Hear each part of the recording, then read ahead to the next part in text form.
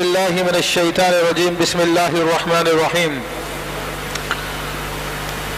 وإذ أخذنا ميثاق بني إسرائيل أن لا تعبدون إلا الله وبالوالدين إحسانا وذي القربى واليتامى والمساكين وقولوا للناس حسنا صدق الله العظيم وصدق رسوله النبي الكريم مولاي صل وسلم دائما ابدا على حبیبک خیر الخلق کلہم۔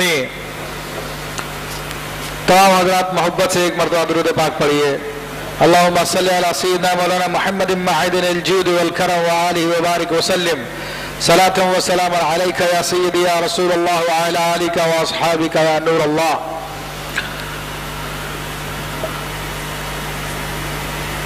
معزز حاضرین کرام، میں نے آپ کے سامنے سورۃ البقرہ کی ایک آیت طیبہ تلاوت کی، جس میں اللہ تبارک و تعالی نے بنی اسرائیل سے لیے گئے ایک عہد کا ذکر کیا ہے۔ وہ عہد بنی اسرائیل سے لیا گیا، مگر وہ ایسا عہد ہے کہ وہ تمام امتوں کے لیے ہے، اس کا حکم عمومی ہے۔ فرمایا گیا کہ اللہ تعبدون الا اللہ، کہ تم اللہ کے سوا کسی اور کی عبادت نہیں کرو گے، وبالوالدین احسانا، اور والدین کے ساتھ حسن سلوک کرو گے، والیتاما، اور یتیموں کے ساتھ، وذی القربى والمساکین، اور مسکینوں کے ساتھ، ان سب کے ساتھ اچھا سلوک کرو گے، وقولوا للناس حسنا، اور لوگوں سے اچھی بات کہو گے۔ اس کے بعد اور بھی پھر نماز کا، روزے کا ذکر ہے۔ تو اس آیت طیبہ کا تو ہر لفظ ہی قابل شرح ہے، قابل تشریح ہے، لیکن چونکہ معاشرے کے اعتبار سے جو زیادہ اس وقت ضرورت ہے ہمیں اس بات کی میں وضاحت کرتا ہوں۔ یہ تو مسلمہ امر ہے کہ اللہ کے سوا کسی اور کی عبادت ہرگز بھی جائز نہیں ہے، اور جو اللہ کے سوا کسی اور کو اپنا رب بنا لیتا ہے تو وہ دین سے نکل جاتا ہے۔ اور یہ بھی بہت اہم موضوع ہے۔ آج کل لوگ کہتے تو زبانی تو یہی ہے کہ ہم اللہ کو مانتے ہیں اور اللہ کی مانتے ہیں، لیکن دیگر لوگوں سے اپنے تعلقات اس قسم کے رکھتے ہیں کہ اس میں وہ ان کو بھی بعض اوقات خدا بنائے بیٹھے ہوئے ہیں۔ اور اس کی ایک دلیل میں بیان کر دوں کہ اگر کسی شخص کے کہنے سے آپ کسی چیز کو حلال سمجھیں اور اس کے کہنے سے کسی چیز کو حرام سمجھیں، یا کسی کے کہنے سے جائز سمجھیں، کسی کے کہنے سے ناجائز سمجھیں، جبکہ شریعت کی کوئی سپورٹ اس کو نہ ہو، تو یہ بھی اس کو رب بنا لینا ہے۔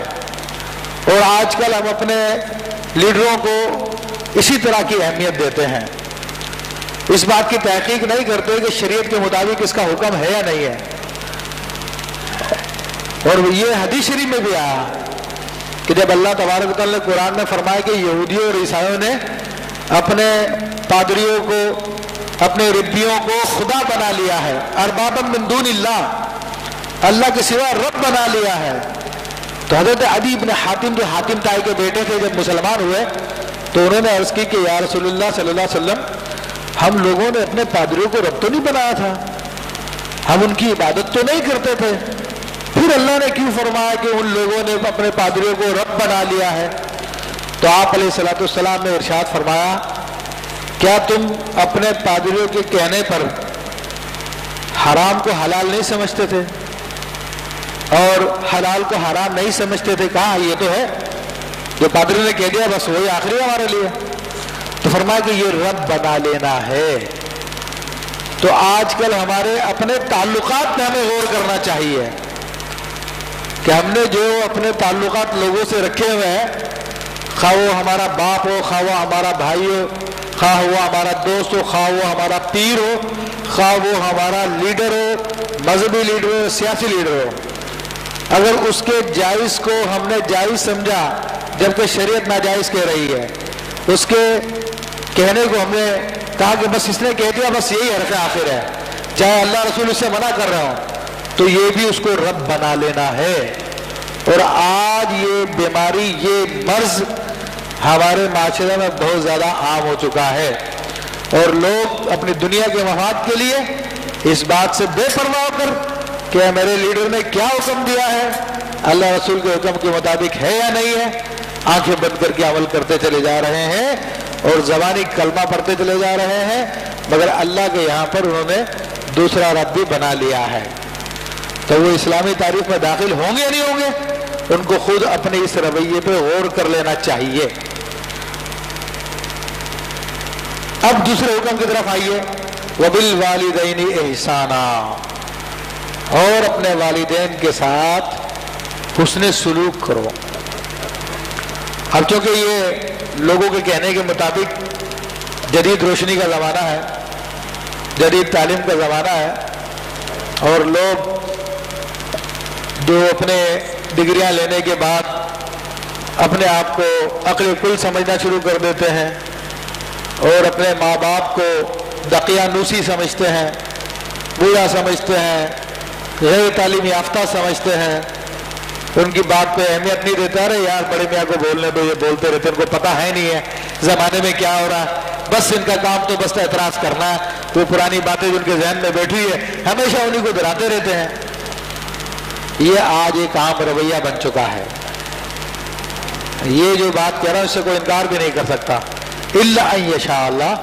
بعض فرما بردار اولادیں بھی ہیں، لیکن عمومی طور پہ ہماری تعلیم کی اس خرابی کی وجہ سے یہ تکبر بھی پیدا ہو چکا ہے اولادوں میں، کہ اپنے ماں باپ کے بارے میں یہ رویہ رکھتے ہیں، اور جن لوگوں نے اپنے ماں باپ کے بارے میں یہ رویہ رکھا تو اب ان کی سوسائٹی دیکھ لیجئے، یورپ کی سوسائٹی، انگلینڈ کی سوسائٹی، امریکہ کی سوسائٹی، اب وہاں پر ماں باپ کا کوئی ادب نہیں ہے، ماں باپ بوڑھے ہو گئے ہیں تو ان کو گھر سے نکال دیتے ہیں، یا زیادہ سے زیادہ اگر کچھ ہے تو ان کو پھر اولڈ ہاؤسز میں رکھوا کر ان کی پیسے دیتے رہتے ماہانہ کہ یہ بڑے میاں وہاں پر رہیں گے، خوش رہیں گے، یہاں پر ہمیں ڈسٹرب نہیں کریں گے، اپنی دنیا میں مگن رہیں گے۔ تو یہ رویہ ان کا بن چکا ہے، اور اسی طرح اگر یہ روش چلتی رہی تو ہمارے یہاں پہ بھی صورتحال پیدا ہو جائے گی۔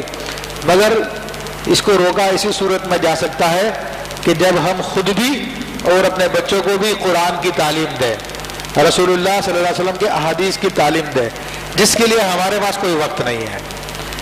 میں اگر آپ سے سوال کروں، آپ کتنے باپ یہاں پر بیٹھے ہوئے ہیں، کیا آپ نے اپنے بچوں کے لیے قرآن کی تعلیم کے لیے، حدیث کی تعلیم کے لیے، سنت کی تعلیم کے لیے گھر میں کوئی وقت مقرر کیا ہوا ہے؟ کیا اس کے لیے کوئی ٹیوٹر لگایا ہوا ہے جو اس کو قرآن کی تعلیم دے، حدیث کی تعلیم دے؟ تو کتنے بندے یہاں پر ہاں میں جواب دیں گے؟ اسکول کی تعلیم کے لیے ہوگا، ٹھیک ہے، اس کے لیے پیسے بھی خرچ ہو رہے ہوں گے، فیسز بھی خرچ ہو رہی ہوں گی، سب کچھ خرچ ہوگا، مگر وہ کتاب جو کہ راہ ہدایت ہے، وہ نبی علیہ السلام کی جن کی تعلیمات تمام امتوں کے لیے راہ ہدایت ہے، جو ہمارے اپنے نبی ہیں، ان کی سیکھنے کے لیے کوئی ہمارے پاس ٹائم نہیں ہے۔ تو پھر آگاہ رہیے، رزلٹ وہی نکلے گا جو آج یورپ کی سوسائٹی میں ہے، جو مغرب میں ہے۔ آپ اس سے بچ نہیں سکتے، کبھی بھی نہیں بچ سکتے، کیونکہ آپ نے اللہ رسول سے بے وفائی کی تو اس کا نتیجہ پھر یہی نکلے گا۔ کیا گھر میں آپ نے کوئی ایسا ٹائم رکھا کہ جس میں بچوں کو بتائیں کہ ہمارے حضور صلی اللہ علیہ وسلم کا کہ یہ طریقہ کار تھا، اس طرح بیٹھا کرتے تھے، اس طرح گفتگو فرمایا کرتے تھے، اس طرح مسکرایا کرتے تھے، اس طرح ماں باپ کا ادب کا حکم دیا، اس طرح بہن بھائیوں کے لیے حکم دیا، اس طرح یہ کام کرنا چاہیے، انہوں نے یہ حلال فرمایا، یہ حرام فرمایا؟ خود ہمارے پاس بھی ٹائم نہیں ہے، اور غیر معتبر ذرائع سے تھوڑا بہت جو سیکھ لیتے ہیں اسی کو ہم کافی سمجھتے ہیں۔ بہرحال ہمارا کام تو بتانا اور جگانا ہے، باقی عمل کرنا آپ کا کام ہے۔ تو اللہ تعالیٰ نے یہاں پہ حکم دیا کہ اپنے والدین کے ساتھ حسن سلوک کرو، مگر یہ جدید تعلیم جس کے اندر انسان کو یہ مادہ پیدا ہو جاتا ہے کہ میرے ماں باپ بوڑھے ہیں، دقیانوس، ان کو کیا پتہ زمانے کا، کمپیوٹر ایج ہے، وہ پرانے وقتوں کی باتیں کر رہے ہیں۔ میرے بھائیو، اسی قرآن میں سورہ بنی اسرائیل میں اللہ تبارک و تعالیٰ نے کیا ارشاد فرمایا؟ کیا آپ نے اپنے بچوں کو یہ بات سکھائی کبھی جو قرآن کا حکم ہے، جو ہر مسلمان کو معلوم ہونا چاہیے؟ جو فرض عین ہے اسی طرح فرض ہے جس طرح کے 5 وقتہ نمازیں فرض ہیں، اسی طرح فرض ہے جس طرح کے زکوٰۃ فرض ہے، روزہ فرض ہے، حج فرض ہے۔ وہ کیا حکم ہے؟ اللہ فرماتا وَلَا تَقُلْ لَهُمَا اُفٍّ، ایک شخص تو اپنے ماں باپ کو اف تک نہ کہے۔ کیا بتایا آپ نے اپنے بچوں کو کہ بیٹا ماں باپ کا ایسا ادب ہوتا ہے؟ کبھی سکھایا بٹھا کر کہ تو اپنے ماں باپ کو اف تک نہ کہو؟ اور یہ سپرلیٹو ڈگری کہہ لیجیے آپ حسن سلوک میں، برداشت میں۔ ورنہ آج کل تو ماں باپ اولاد اپنے ماں باپ کو برا بھی بولتے ہیں، گالیاں بھی بکتے ہیں، ڈانٹتے بھی ہیں۔ ولا تنہرہما، اور تو ان کو نہ جھڑک۔ وقل لہما قولا کریما، اور ان سے نرم بات کہے، اچھی بات کہے۔ جب اللہ تبارک و تعالیٰ نے ہمیں اپنے ماں باپ کے معاملے میں اف تک کہنے سے منع کر دیا، حالانکہ اف یہ ایک ایسی بات ہے جو زبان سے عموماً نکل جاتی ہے، بے اختیار نکل جاتی ہے۔ گرمی لگتی ہے تھوڑی سی اف، سردی لگتی ہے اف، بڑی سردی ہے۔ ماں باپ کی باتیں جب ناپسند آتی ہیں تو عام طور پہ کہتے ہیں اف، دماغ خراب کر دیا۔ 10 دفعہ بتا چکا ہوں کہ میں اس وجہ سے یہ کام کر رہا ہوں، اف سمجھ میں نہیں آتا ان کو۔ کبھی آپ نے سکھایا؟ شاید کوئی کہے کہ ہاں میں نے محبت کے ساتھ اپنے بچوں کو یہ باتیں بتائی ہے، اس کو بتایا کہ بیٹا ہمارے رب نے جو ہمارا خالق ہے، ہمارا مالک ہے، ہمیں یہ حکم بھی دیا ہے۔ شاید ہی کوئی کہے تو پھر بچہ کہاں سے عمل کرے گا؟ کیسے عمل کرے گا وہ؟ پھر کہتے ہیں کہ بچے نافرمان ہو گئے ہیں، اولادیں نافرمان ہو گئی ہیں۔ تو میرے بھائیو یہ تعلیمات فرض عین ہیں، سیکھنا بھی اور باپ ہونے کے ناطے سکھانا بھی فرض عین ہے۔ اسی طرح انسان گناہگار ہوتا ہے جس طرح کہ نماز چھوڑنے پہ گناہگار ہوتا ہے، روزہ چھوڑنے پہ گناہگار ہوتا ہے، زکوٰۃ نہ دینے پہ، حج نہ کرنے پہ گناہگار ہوتا ہے۔ تو اللہ تو یہ فرما چکا ہے۔ اور پھر نبی علیہ السلام کے احادیث دیکھیے، جب قرآن کے اوپر عمل نہیں ہو تو حدیث پہ کیا عمل ہوگا؟ سرکار دو عالم صلی اللہ علیہ وسلم کی خدمت میں ایک صحابی نے عرض کی، یا رسول اللہ صلی اللہ علیہ وسلم، میری حسن صحبت کا سب سے زیادہ مستحق کون ہے، یعنی جس سے میں اچھی کمپنی رکھوں؟ ویسے تو ہماری ساری کمپنی اپنے دوستوں کے لیے ہوتی ہے، ان سے بڑا اچھا سلوک کرتے ہیں، بڑی آؤ بھگت کرتے ہیں، یا جو اپنی یاریاں دوستیاں لگائی ہوئی ہیں، آشنائیاں جائز ناجائز جو ہم نے کی ہوتی ہیں، سارا زور انہیں پہ ہوتا ہے۔ جو اپنے قریبی ہوتے ہیں ان کے بارے میں ایک عمومی رویہ ہوتا ہے اور کوئی اس نے سلوک نہیں ہوتا۔ ماں باپ تو پھر اس کا نمبر تو بہت بعد میں آتا۔ تو حضور علیہ السلام نے ارشاد فرمایا کہ تیری ماں ہے جس سے تو حسن سلوک کرے، حسن صحبت کرے، وہ تیری ماں ہے۔ پوچھا پھر کون ہے؟ کہا پھر تیری ماں۔ پھر پوچھا پھر کون ہے؟ پھر کہا پھر تیری ماں۔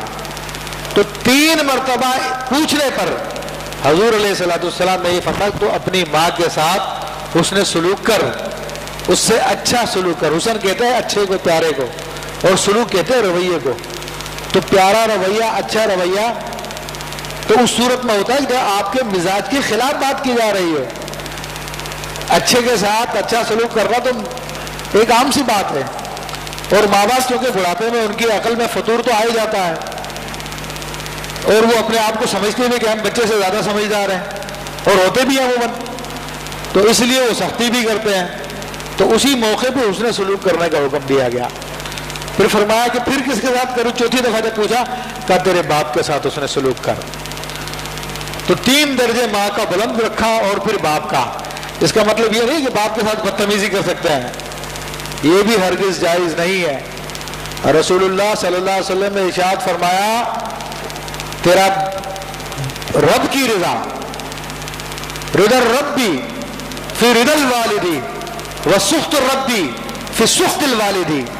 رب کی رضا باپ کی رضا میں ہے، رب کی ناراضگی باپ کی ناراضگی میں ہے۔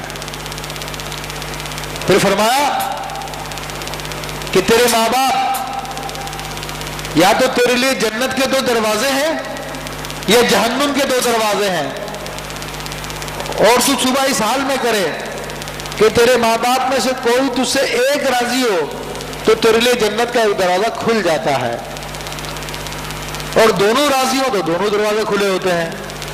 اور تو اس حال میں صبح کرے کہ تیرے ماں باپ میں سے کوئی ایک ناراض ہے تو تیرے لیے جہنم کا ایک دروازہ کھلا ہوتا ہے، اور دونوں ناراض ہو تو دونوں دروازے کھلے ہوئے ہیں۔ تو میرے بھائی اس سے اندازہ کر لینا چاہیے ہماری نوجوان نسل کو اور خود والدین کو بھی اپنی کمزوری کا احساس کرنا چاہیے کہ ہم نے خود یہ احکام نہیں سیکھے اور نہ ہی اپنے بچوں کو سکھانے کی کوشش کی۔ اور میرے بھائی سیکھنا اور سکھانا ایک پراپر وے میں ہوتا ہے، جب تک پراپر وے آپ یوز نہیں کریں گے تب تک تعلیم نہیں ہو سکتی ہے۔ جس طرح کہ آپ اپنے بچے کو میٹرک کی ڈگری دلانا چاہتے ہیں تو 10 سال تک برابر اسکول میں لگا کے رکھتے ہیں، 10 سال تک وہ روزانہ آ رہا جا رہا اور جناب ٹیوشنیں پڑھ رہا، دیگر کام کر رہا، تو کہیں جا کے اس کو میٹرک کی ڈگری ملتی ہے۔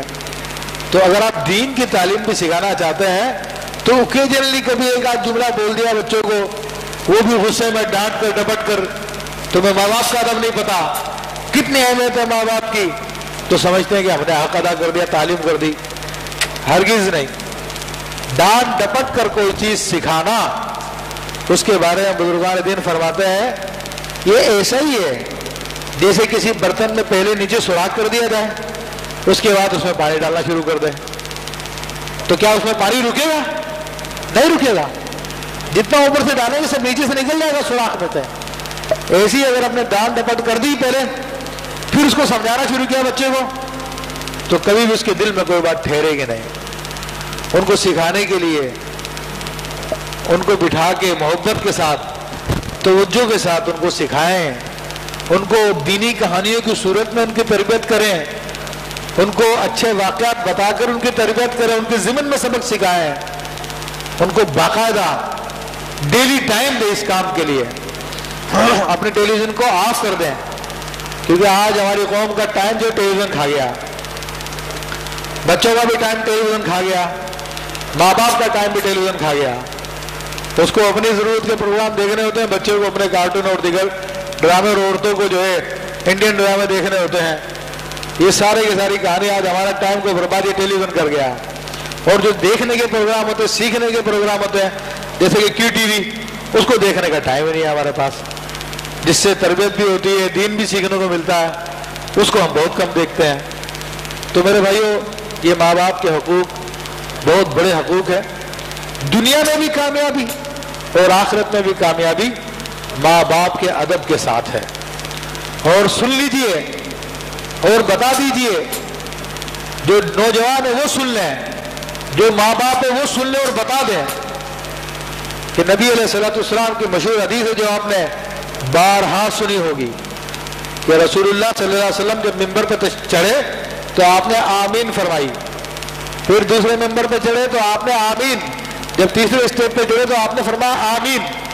جب صحابہ نے عرض کیا رسول اللہ صلی اللہ علیہ وسلم آپ نے آمین کیوں کہی، تو آپ نے 3 وجوہات بتائی، ان میں سے ایک وجہ یہ بھی تھی کہ جب میں ایک اسٹیپ پہ چڑھا جبریل امین نے آ کے دعا کی اور کہا کہ رسول اللہ میں دعا کروں اور آپ آمین کہنا۔ اس دعا میں یہ بھی تھی کہ جس کو بڑھاپے میں اس کے ماں باپ میں سے کوئی ایک ملا یا دونوں ملے اور ان کی خدمت کر کر اس نے جنت نہ کمائی، وہ ہلاک ہو جائے، برباد ہو جائے، تو میں نے کہا آمین۔ تو اب جس کو رسول اللہ کی بد دعا لگی ہے انڈائریکٹ، تو وہ کیا فلاح پا سکتا ہے؟ آج کتنے لوگوں کو ہم نے دیکھا کہ تیرا اب روزگار میں برکت نہیں ہے، یہ نہیں ہے، وہ نہیں ہے، فلاں مصیبتوں میں، فلاں پریشانیوں میں ہوں۔ ارے کیا تم اپنے ماں باپ کے لیے دعا کرتے ہو کبھی نماز کے بعد؟ اپنے ماں باپ کو یاد رکھتے ہو اپنی دعا میں؟ اللہ نے تو قرآن میں تعلیم دی ہے، فرمایا کہ رب قل رب ارحمہما کما ربیانی صغیرا، اے اللہ تو میرے ماں باپ پہ ایسے رحم فرما جیسے کہ میرے بچپن میں انہوں نے مجھ پہ رحم کیا۔ کیا ہم نے اپنے بچوں کو سکھائی یہ بات کہ بیٹا ماں باپ کے لیے بھی دعا کرنا چاہیے؟ خود بھی تو نہیں کرتے اپنے ماں باپ کے لیے دعا۔ مرنے کے بعد، دفن کرنے کے بعد جب کوئی تہوار آتا تو چلو جی فاتحہ لگا لیتے ہیں، ویسے کبھی بھی خیال نہیں آتا ہوگا माँ बाप के लिए दुआ करने का कि अल्लाह उनको बख्श दे, उनको जन्नत में आला मकाम अता फरमा दे। हदीस शरीफ में आता है जो शख्स अपने माँ बाप के लिए दुआ करना छोड़ देता है अल्लाह ताला उसके रिज्क को तंग कर लेता है। ये देखिए कितना बड़ा सबब है तंगी रिज्क का। तो मेरे भाइयों खुद भी इन हकूक को जानिए और अपने बच्चों को भी पहचान करवाइए, उनको सिखाइए, वरना बरोज़ क़यामत ये आप पर दावा करेंगे कि हमारे माँ बाप ने हमें फलां डिग्री दिलवाई, फलां डिग्री दिलवाई, फलां डिग्री दिलवाई, बड़े ऊंचे से ऊंचे हाई स्कूल में दाखिल करवाया जिसकी फीस भी बड़ी अच्छी खासी थी, लेकिन कभी दीन नहीं सिखाया, बाकायदा नहीं सिखाया कभी। तो ये फंसवा देंगे औलादे। और अपने बच्चों को बचाइए इस हलाकत से। और जो लोग अपने माँ बाप का अदब करते हैं, अपने माँ बाप का ख्याल करते हैं, तो बाकायदा हदीस करीमा में उनकी फजीलत भी बयान की गई है। तवील हदीस है, मुख्तसर सा मैं हिस्सा बयान कर रहा हूँ उसका, कि बनी इसराइल के 3 आदमी कहीं सफर में थे, किसी गार में ठहरे, तो गार पे एक पत्थर आ गया, चट्टान आ गया। बड़ी कोशिश की उन्होंने हिलाने की, लेकिन वो चट्टान नहीं हिल सकी। तो फिर उनके जहन में ख्याल आया कि हम अपनी नेकियों के वसीले से अल्लाह से दुआ करते हैं। तो 3 वो आदमी थे, दो आदमियों ने अपने अपनी नेकियों का वसीला दे के अल्लाह से दुआ की। पहले की दुआ से चट्टान थोड़ी सी हट गई, रोशनी आने लगी। दूसरे के वसीले से चट्टान थोड़ी और ज्यादा हट गई, हवा पे आने लगी, लेकिन इतनी नहीं हटी थी कि पूरी खुल जाए, ये जिससे निकल जाए। अब तीसरे ने दुआ की, उसने दुआ की रब्बे करीम तू जानता कि मेरे माँ बाप थे और मैं बीवी बच्चों वाला था, लेकिन मैं तेरे हुक्म के मुताबिक माँ बाप के अदब की वजह से रोजाना जब भी काम से लौटकर आता था तो उस वक्त तक न खुद खाता था न अपने बीवी बच्चों को खिलाता था जब तक कि मैं अपने माँ बाप को ना खिला दूं। एक मरतबा मुझे आने में देर हो गई और मेरे माँ बाप भूखे ही सो गए और मैं अपनी आदत के मुताबिक उनके जागने का इंतजार करता रहा कि जब तक मेरे माँ बाप को नहीं खिलाऊंगा तब तक ना खुद खाऊंगा ना अपने बीवी बच्चों को खिलाऊंगा। और इसी वजह से मेरे बीवी बच्चे भी भूख के मारे सो गए। पहले मैंने अपने माँ बाप को खिलाया, फिर मैंने अपने बीवी बच्चों को खिलाया। ए अल्लाह, अगर ये नेकी तेरी बारगाह में मकबूल है तो तू इस चट्टान को हटा दे। तो अल्लाह ताला ने उसकी दुआ की बदौलत चट्टान को हटा दिया और तीनों के तीनों उस गार से निकल आए। तो अब अंदाजा कर लीजिए माँ बाप की खिदमत, उनका अदब, उसकी कितनी अहमियत है। अल्लाह तबारक व तआला में दीन सीखने की तौफीक अता फरमाए और दीन के तकाज़ों पे अमल करने की तौफीक अता फरमाए।